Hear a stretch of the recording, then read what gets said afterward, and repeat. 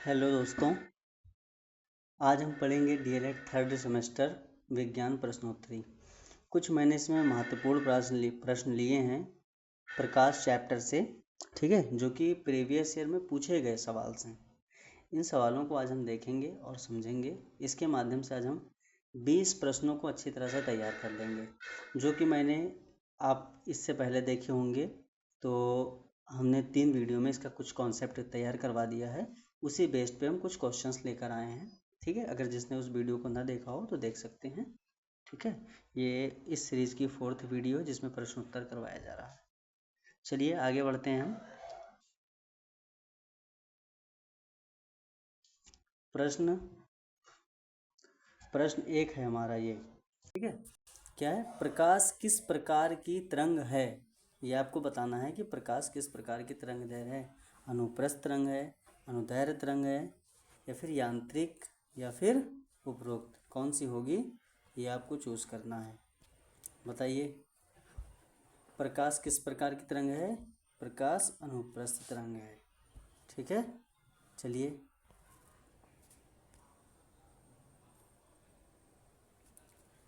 अनुप्रस्थ तरंग। प्रकाश एक विद्युत चुंबकीय तरंग है। क्या है? प्रकाश एक विद्युत चुंबकीय तरंग है और इसकी प्रकृति अनुप्रस्थ है। देखिए बेटा, इन चीज़ों को हमें बिल्कुल ध्यान रखना है। क्या है? प्रकाश एक चुंबकीय तरंग है। प्रकाश क्या है? प्रकाश एक विद्युत चुंबकीय तरंग है। जैसे भी आपसे पूछा है, प्रकाश एक विद्युत चुंबकीय तरंग है।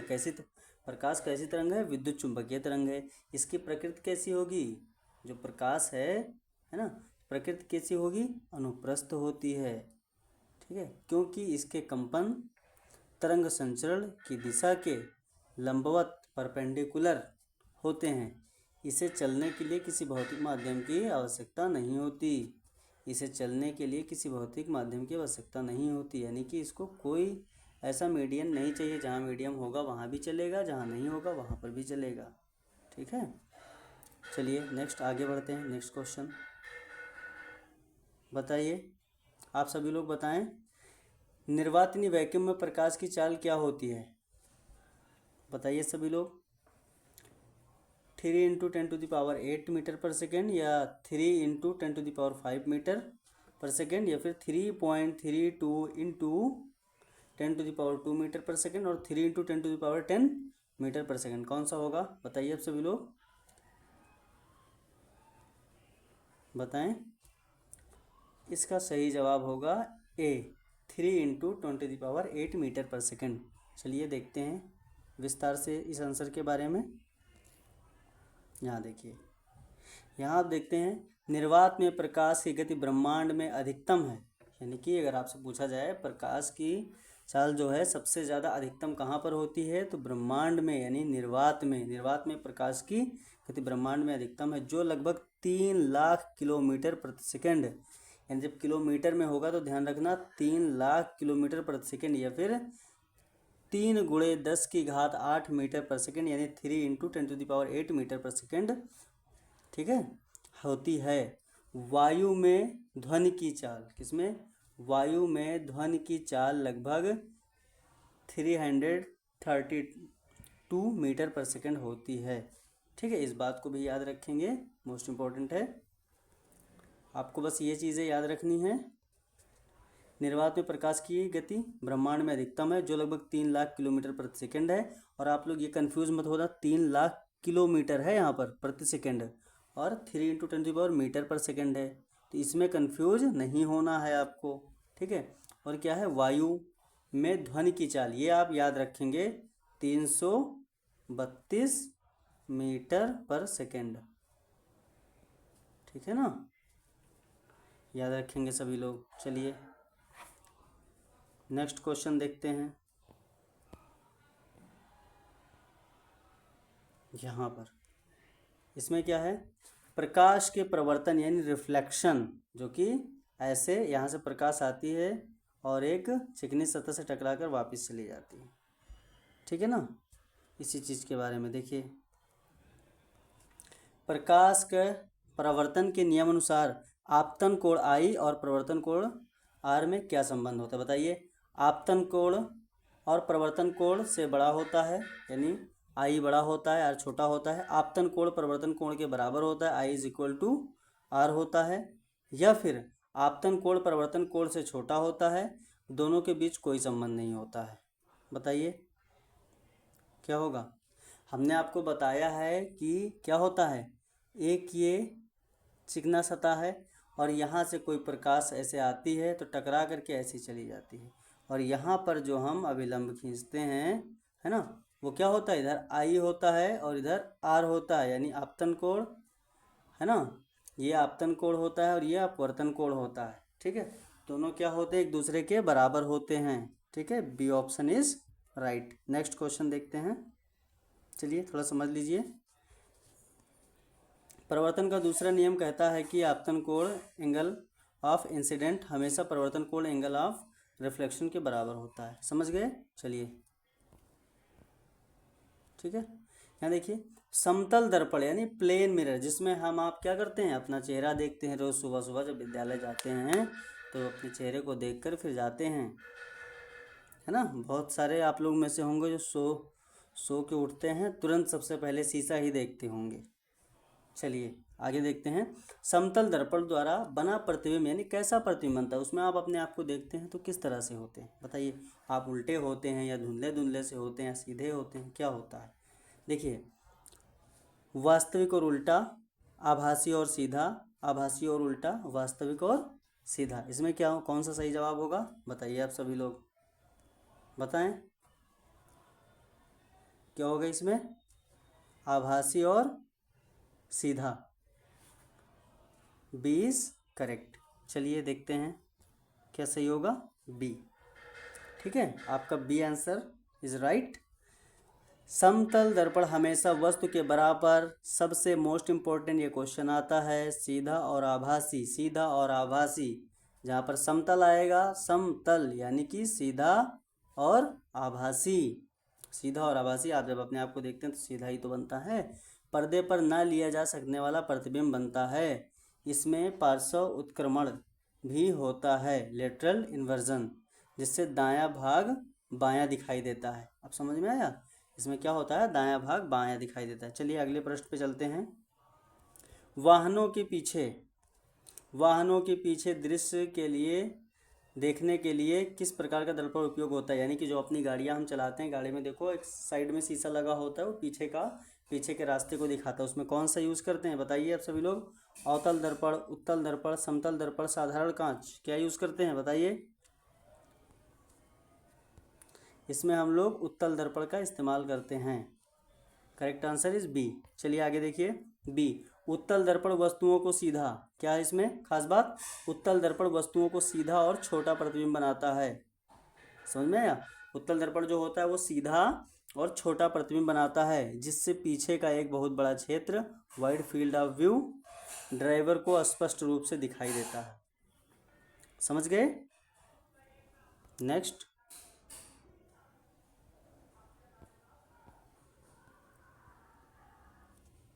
देखिए, दाढ़ी बनाने या डॉक्टर द्वारा आँख कान गले जांच के लिए किस दर्पण का उपयोग किया जाता है, उत्तल दर्पण, अवतल दर्पण, समतल दर्पण, बेलनाकार दर्पण, बताइए। बहुत इजी है, कौन सा होगा, बी इज राइट, अवतल दर्पण। समझ गए। चलिए आगे बढ़ते हैं। ये देखिए, अवतल दर्पण के अत्यंत निकट जब कोई वस्तु या चेहरा रखी जाती है तो उसका सीधा आभासी और बहुत बड़ा प्रतिबिंब बनता है। जैसे कि आप चम्मच में देख लीजिएगा, ठीक है, आपका मुंह बड़ा सा दिखेगा, पिचका सा। चलिए आगे बढ़ते हैं। जब प्रकाश की किरण एक पारदर्शी माध्यम से दूसरे पारदर्शी माध्यम में प्रवेश करती है तो अपने मार्ग से विचलित हो जाती है, इस घटना को क्या कहते हैं बताइए। प्रकाश का परावर्तन कहते हैं, अपवर्तन कहते हैं, प्रकाश का विवर्तन कहते हैं, प्रकाश का प्रकीर्णन कहते हैं। हमने आपको कॉन्सेप्ट वाली क्लास में पढ़ाया है, बताइए क्या कहते हैं, बताओ। प्रकाश का अपवर्तन कहते हैं, बी इज करेक्ट। चलिए देखते हैं आगे, बी इज करेक्ट। अलग अलग माध्यमों में प्रकाश की चाल अलग अलग होने के कारण माध्यम बदलने पर प्रकाश किरण अपने मूल पथ से मुड़ जाती, इस घटना को अपवर्तन कहते हैं। समझ में, अलग अलग माध्यमों में, यानी कि जो हवा में प्रकाश की चाल कुछ और होगी पानी में प्रकाश की चाल कुछ और होगी, कांच में प्रकाश की चाल कुछ और होगी, है ना। इसी तरह से निर्वात में प्रकाश की चाल कुछ और होगी। क्या होगी निर्वात में? कमेंट करके आप सब बताइए निर्वात में प्रकाश की चाल क्या होगी। चलिए आगे बढ़ते हैं। जब प्रकाश की किरण विरल माध्यम जैसे हवा से सघन माध्यम जैसे कांच में जाती है तो वह अभिलंब की ओर झुकती है, अभिलंब से दूर हटती है, सीधी निकल जाती है, वापस लौट आती है। बताइए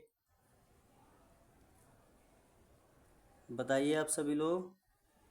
जब प्रकाश की किरण विरल माध्यम जैसे सघन माध्यम से और विरल माध्यम से सघन माध्यम में जाती है तो वह अभिलंब की ओर झुकती है या फिर दूर जाती है?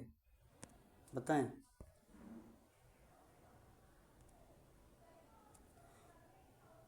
वह अभिलंब की ओर झुकती है।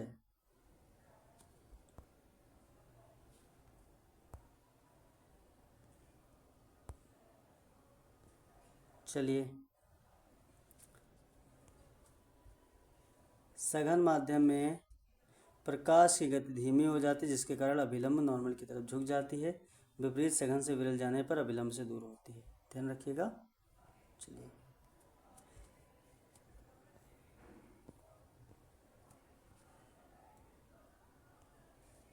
रेगिस्तान में मरीचिका या जल का भ्रम होना प्रकाश की किस घटना का परिणाम है? केवल अपवर्तन, पूर्ण आंतरिक परावर्तन, प्रकाश का प्रकीर्णन, प्रकाश का वर्ण विक्षेपण। बताइए क्या होगा?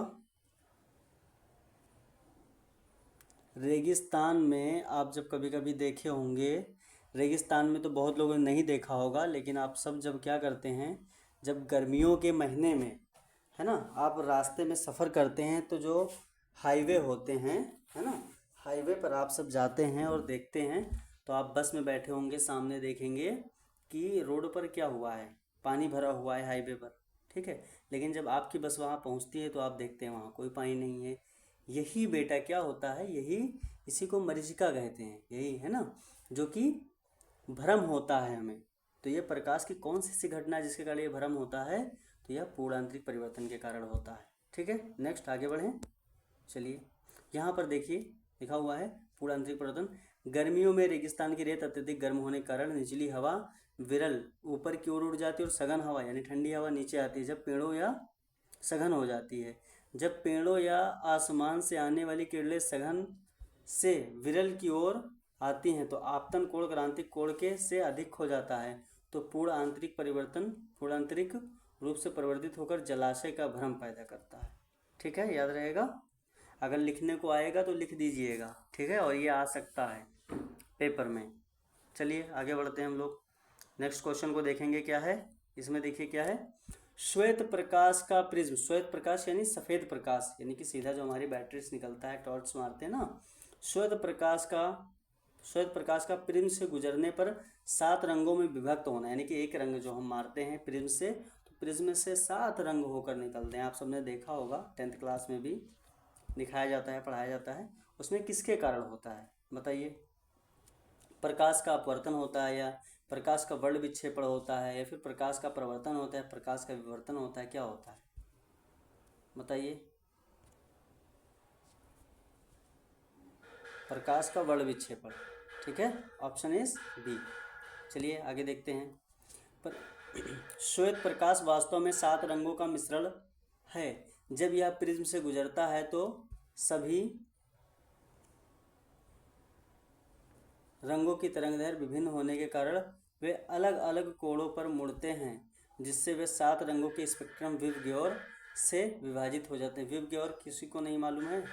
ये विबग्योर 7 रंगों का समूह है जो एक श्वेत प्रकाश प्रिज्म से गुजरने पर 7 रंगों में टूट जाता है। चलिए आगे बढ़ते हैं। विबग्योर का आप सभी क्या करेंगे, ये जो विबग्योर है इसका फुल फॉर्म आप सभी लोग कमेंट बॉक्स में लिखकर बताएंगे। चलिए ये आपका होमवर्क है, आगे बढ़ते हैं। नेक्स्ट क्वेश्चन, प्रिज्म द्वारा वर्ण विक्षेपण में किस रंग का विचलन डेविएशन सबसे अधिक होता है? कौन सा ऐसा रंग है जो बहुत ज़्यादा विक्षेपित हो जाता है? जैसे लाल रंग हो गया, बैगनी रंग हो गया, पीला रंग हो गया, हरा रंग, इनमें से कौन सा होगा बताइए आप सभी लोग? ठीक है, दिमाग पे जोर दीजिए और बताइए। प्रिज्म द्वारा वर्ण विक्षेपण किस रंग का विचलन सबसे अधिक होता है? भाई जिसका तरंगदैर्घ्य कम होगा वही सबसे ज़्यादा विचलन करेगा। और कौन विचलन? रेड कलर का आपने सुना ही है कि सबसे ज़्यादा तरंगदैर्घ्य होने के कारण ये कोहरे में भी दिखाई देता है। बताइए, तो सबसे हल्का कौन होगा? जो सबसे नीचे होगा। देखते हैं।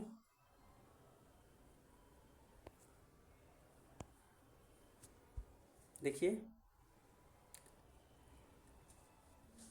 बैगनी रंग का तरंगदैर्घ्य वेवलेंथ सबसे कम होता है, जिसके कारण प्रिज्म के आधार की ओर इसका झुकाव या विचलन सबसे अधिक होता है। लाल रंग की तरंगदैर्घ्य सबसे अधिक होने के कारण उसका विचलन सबसे कम होता है।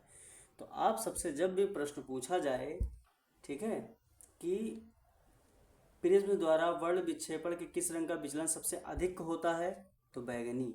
सबसे कम किसका होता है? लाल रंग। याद रहेगा। चलिए आगे बढ़ते हैं। Correct is B option is correct. चलिए आगे बढ़ते हैं।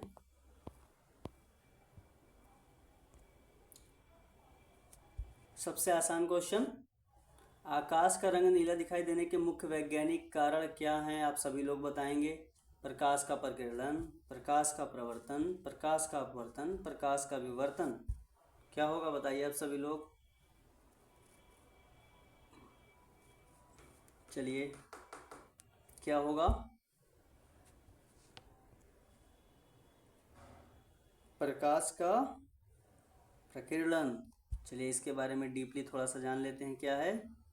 ये देखिए, सही उत्तर ए, प्रकाश का प्रकीर्णन।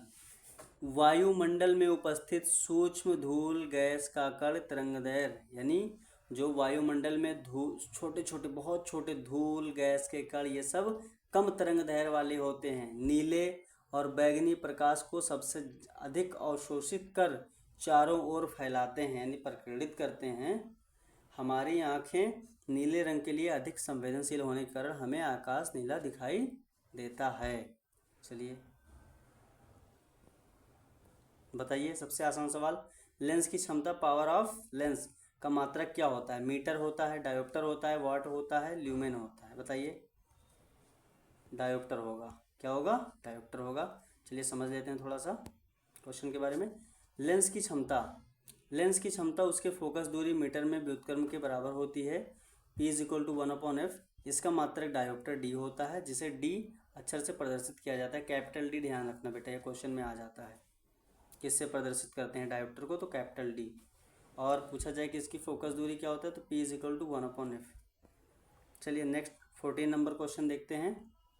14 नंबर क्वेश्चन, निकट दृष्टि दोष यानी मायोपिया को दूर करने के लिए किस लेंस का उपयोग किया जाता है? निकट है ना, पास की चीज़ों के लिए। देखिए, निकट दृष्टि दोष उत्तल लेंस होता है, अवतल लेंस होगा, द्विफोकस लेंस होगा, बेलनाकार होगा? बताइए आप सभी लोग बताइए। निकट दृष्टि दोष मायोपिया को दूर करने के लिए किस लेंस का उपयोग किया जाता है? अवतल लेंस। ठीक है, किस लेंस का? अवतल लेंस। निकट दृष्टि दोष में क्या होता है बेटा? रेटिना के पीछे बनता है जो हमारा प्रतिबिंब होता है। तो अवतल लेंस को लगा करके क्या किया जाता है? सारे किरणों को अपसारित करके उसी रेटिना पर एक जगह एकत्रित कर दिया जाता है। समझ में आया? चलिए इसके बारे में विस्तार से देखते हैं क्या है। ये देखिए, निकट दृष्टि दोष के पास की वस्तु साफ दिखाई देती है, परंतु निकट दृष्टि दोष में पास की वस्तु साफ दिखाई देती है परंतु दूर की नहीं दिखाई देती है। इसमें प्रतिबिंब रेटिना के पहले ही बन जाता है, सॉरी हमने पीछे बोल दिया था, पहले ही बन जाता है। अवतल लेंस प्रकाश की किरणों को अपसारित यानी फैलाकर प्रतिबिंब का ठीक रेटिना पर केंद्रित करता है प्रतिबिंब को। ठीक है, चलिए आगे बढ़ते हैं। नेक्स्ट आ जाइए, क्या है इसमें? सीधा सा क्वेश्चन, मानव नेत्र की किस वस्तु का प्रतिबिंब कहाँ पर बनता है? यानी कि मानव नेत्र यानी कि जो हमारी आंखें होती हैं, इसमें किसी भी वस्तु का प्रतिबिंब यानी चित्र कहाँ बनता है? कार्निया पर बनता है, आइरिस पर बनता है, रेटिना पर बनता है, पुतली पर बनता है। यहाँ पे देखो दृष्टपटल लिखा हुआ है, ध्यान रखिएगा। रेटिना को दृष्टपटल भी बोलते हैं। और मानव नेत्र में किसी वस्तु का प्रतिबिंब रेटिना पर ही बनता है। चलिए इसके बारे में थोड़ा सा देख लेते हैं। ये रेटिना दृष्टिपटल पर। रेटिना आँखों के पीछे प्रकाश संवेदनशील पर्दा होता है। रेटिना क्या होता है? आँख के पीछे का प्रकाश संवेदनशील पर्दा होता है। नेत्र लेंस द्वारा बाहरी वस्तु से आने वाली किरणें रेटिना पर वास्तविक और उल्टा प्रतिबिंब बनाती हैं, जिसके संकेत मस्तिष्क को भेजा जाता है। देखिए, सबसे ध्यान देने वाली बात इसमें क्या है? रेटिना जो है उसको दृष्टिपटल भी बोलते हैं, रेटिना को दृष्टिपटल भी बोलते हैं। रेटिना आँख के पीछे का प्रकाश संवेदनशील पर्दा होता है, समझ में? और नेत्र लेंस द्वारा बाहरी वस्तु से आने वाली रेटिना पर वास्तविक किरणें क्या बनता है? रेटिना पर वास्तविक, कैसा रेटिना पर प्रतिबिंब बनता है? रेटिना पर प्रतिबिंब, मानव नेत्रीय रेटिना पर प्रतिबिंब वास्तविक बनता है, वास्तविक, और उल्टा बनता है, जिसके संकेत मस्तिष्क को भेजे जाते हैं। चलिए प्रश्न नंबर 16 में हम देखेंगे क्या है, ध्यान दीजिए। स्वस्थ मानव नेत्र के लिए दृष्टि की न्यूनतम दूरी क्या होती है? आप सभी जानते होंगे, 25 सेंटीमीटर, ठीक है, जो कि यहाँ लिखा हुआ है। एक समान और स्वस्थ आंख बिना किसी अतिरिक्त मानसिक या शारीरिक तनाव के न्यूनतम 25 सेंटीमीटर की दूरी पर रखी वस्तु को या पुस्तक को बिल्कुल साफ स्पष्ट देखकर अधिकतम दूरी बिंदु अनंत तक होता है स्वस्थ मनुष्य, यानी कि 25 सेंटीमीटर के करीब तक और दूर अनंत तक देख सकता है। चलिए नेक्स्ट क्या है, इसमें आ जाइए, ठीक है। ये थोड़ा सा हो सकता है इसमें आप लोग कंफ्यूज हों कि क्या होगा, लेकिन समझिए। दर्पण सूत्र मेरे निम्नलिखित में से कौन सा है? 1/f = 1/v + 1/u, या फिर 1/f = 1/v - 1/u, f = v + u, 1/f 1/u - v। कौन सा होगा? आप सब ध्यान रखेंगे इसमें कौन सा होगा भाई? इसमें जो आपका ये प्लस वाला होगा, ये 1/f = 1/v + 1/u। चलिए आगे देखते हैं क्या है। ये देखिए लिखा हुआ इसमें, गोलीय दर्पणों के लिए मुख्य फोकस दूरी f, दर्पण के लिए ध्रुव से प्रतिबिंब की दूरी v, वस्तु की दूरी u के बीच संबंध जो होता है वो 1/f क्या होता है? संबंध 1/,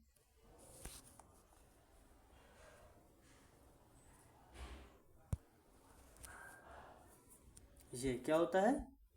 1/f =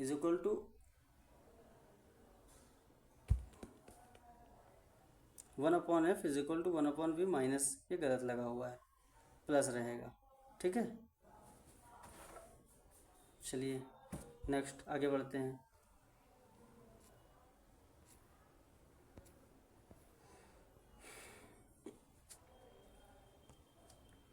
क्रांतिक कोण, क्रिटिकल एंगल के समय अपवर्तन कोण का मापन कितना होता है? ठीक है, देखिए 0 डिग्री क्रांतिक कोण मतलब जो होता है हमारा, क्रांतिक कोण के समय अपवर्तन कोण का मान कितना होता है? 45, 90, 180। क्या होगा इसमें बताइए सभी लोग? 90 डिग्री, सभी लोग जानते हैं आप। चलिए जो ना जानते हो देख लें, 90 डिग्री होता है, ठीक है, क्या 90 डिग्री। चलिए आगे बढ़ते हैं, देखिए इसमें क्रांतिक कोण सघन माध्यम से में बना वह विशेष आपतन कोण है जिसके लिए विरल माध्यम में अपवर्तन कोण एंगल ऑफ रिफ्लेक्शन का मान ठीक 90 डिग्री हो जाता है, अर्थात किरणें दोनों माध्यमों से इंटरफेस को छूते हुए गुजरती हैं। चलिए अगले क्वेश्चन पे चलते हैं। यहाँ पर देखेंगे, तारों का टिमटिमाना ट्विंकल ऑफ स्टार्स प्रकाश की किस घटना के कारण होता है? वायुमंडलीय अपवर्तन, प्रकाश का पूर्ण आंतरिक परिवर्तन, प्रकाश का प्रकीर्णन, प्रकाश का प्रवर्तन। बताइए आप सभी लोग।